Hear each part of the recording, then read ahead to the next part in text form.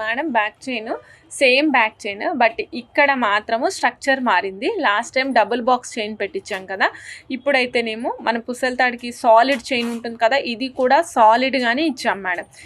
ఇక్కడ ఎందుకు సాలిడ్గా ఇస్తున్నారు, ఎందుకు ఇంత పెద్ద జంపరింగ్ ఇస్తున్నారు, ఇంకా తక్కువ కాస్ట్లో ఇవ్వచ్చు అంటే, మనం ఇంత సాలిడ్గా ఇస్తే మీరు మార్చుకున్నప్పుడు నెంబర్ ఆఫ్ పీసెస్కి మార్చుకుంటానికి కూడా వీలుగా ఉంటుందండి. లైట్ వెయిట్ ఉందనుకోండి చాలా ప్రాబ్లం అవుతుంది. అలానే మీ చైన్ కూడా వెనక్కి ఇలా తిరిగిపోయే అవకాశం ఉంటుందన్నమాట. అలా తిరగకుండా ఉండాలి అంటే మీరు ఇలాంటి సాలిడ్ చైన్ని ట్రై చేయండి. లైట్ వెయిట్ చైన్స్కి అయితేనే మీరు తీసుకునేది లైట్ వెయిట్లో ఉంటే సరిపోతుంది.